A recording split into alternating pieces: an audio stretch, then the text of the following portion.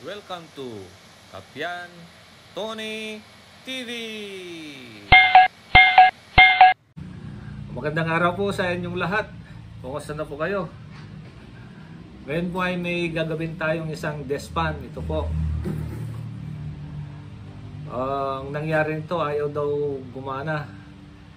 So, testing natin kung bakit ayaw gumana. Ito yung tester natin mga kaibigan. So, ilagay natin ito sa times 100.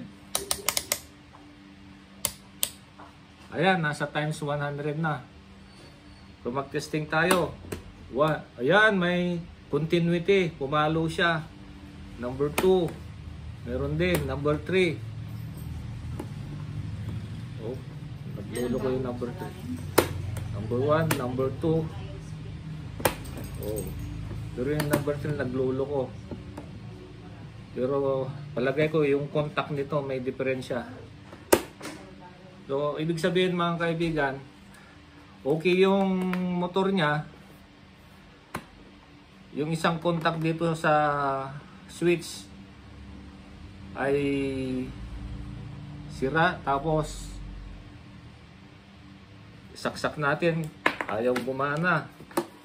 Ayaw gumana. Ayan, nakasaksak na. Number 1. Ayan o, umuugong lang siya. Number 2. Number 3. Ayaw, umuugong lang siya.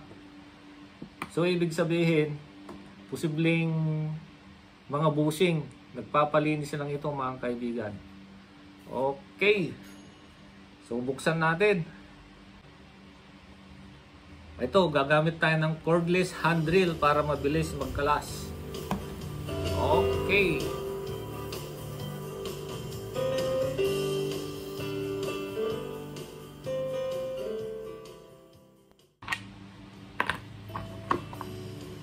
Oh, marumi mga kaibigan. Linisin natin ito mamaya.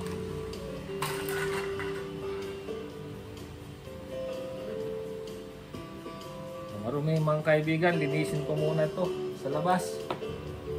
So ito mga kaibigan, malinis na. Bago natin kalasin, markahan muna natin para hindi tayo magkamali. Meron tayong pintel pen. Dito tayo magmamarka. Yan. Dito, saka dyan. Magkakatapat sila. Ayan. Para madali mamaya magsulik. Okay. Tanggalin natin itong C-lock.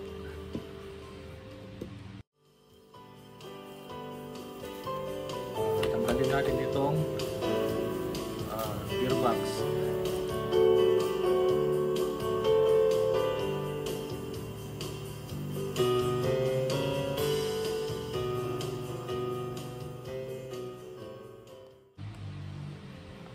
Kalasin natin ang motor, mga kaibigan.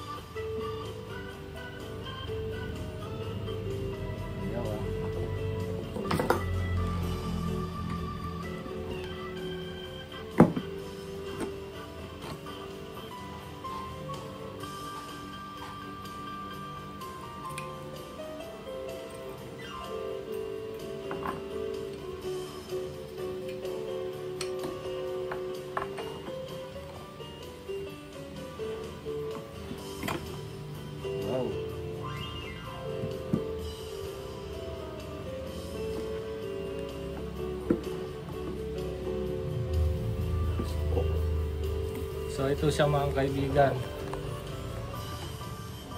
Ayan yung bushing niya oh. Meron din ito sa kabila. Check natin ang bushing.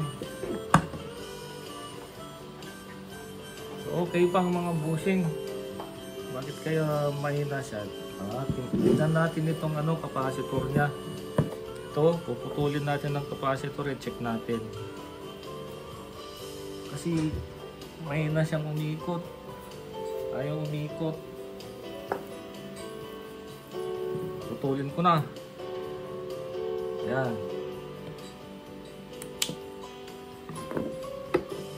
Ayan. So ito po ay 1.5 microfarad yung capacitor. Tingnan natin kung meron pa siyang 1.5 microfarad. Oh. Wala na mga kaibigan, nasa kwan lang siya. 199. Mababa.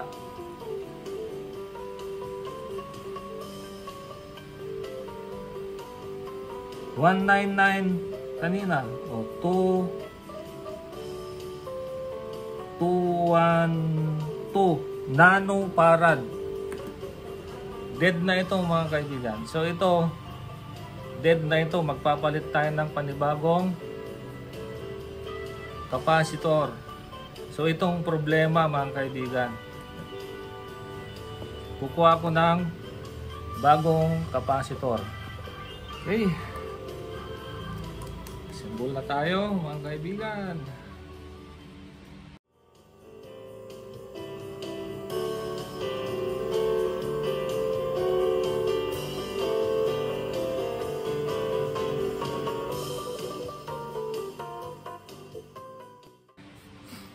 So, lagyan natin itong capacitor. Ito, balatan natin yung wire ng capacitor.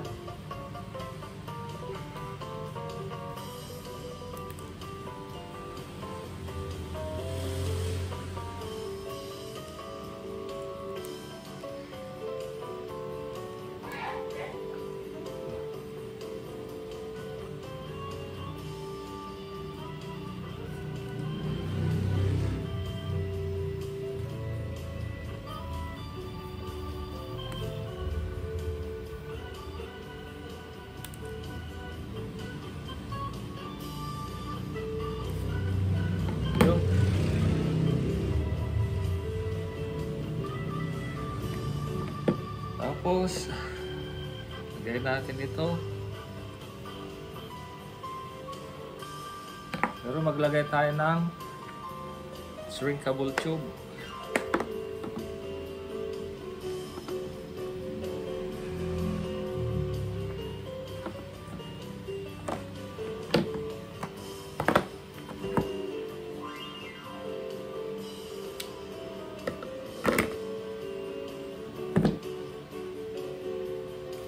Ayan. Lagyan muna natin ng shrinkable tube.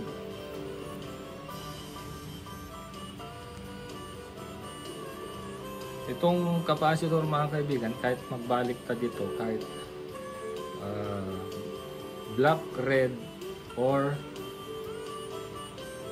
red to red, okay lang siya. Pero lagyan natin dito sa red to red.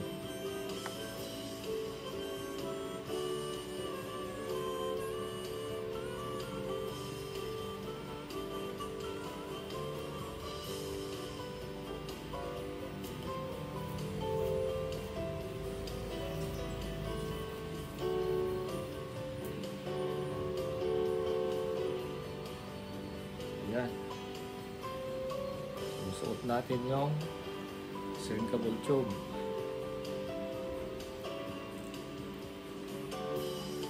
Yan.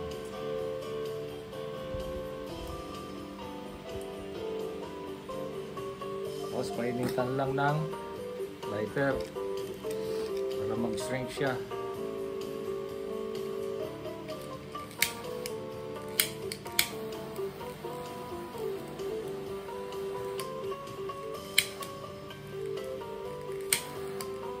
Ayun. Ayan, nag-shrink na. So, testing natin nga mga kaibigan. Kung under na siya. Lagyan natin ng ano to, tape. Para makita natin kung iniikot. Ha? Saksak. Number 1. Umiikot siya, kaya lang ito. Ayan. Number 1. Ayan mga kaibigan. So, ang problema nito mga kaibigan, kaya ayaw umikot is capacitor. So, ang gagawin natin ay mag-assemble na lang tayo. Okay.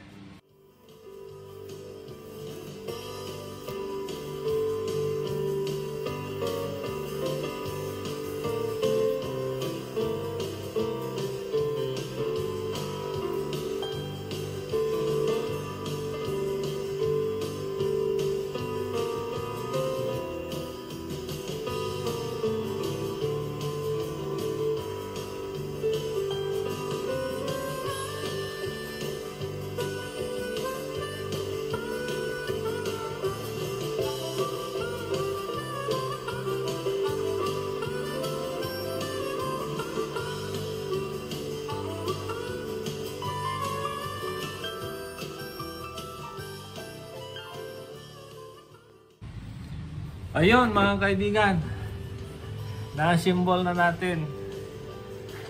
So, testing lang natin ngayon.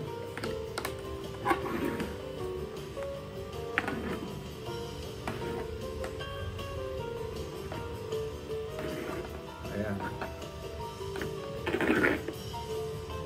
Saksak natin. Okay, number 1. Saksak. Number 1. Ayan ang mga kaibigan. Number 2. Tapos number 3. Ba okay na yung number 10 switch niya. Nagluko lang siguro kanina.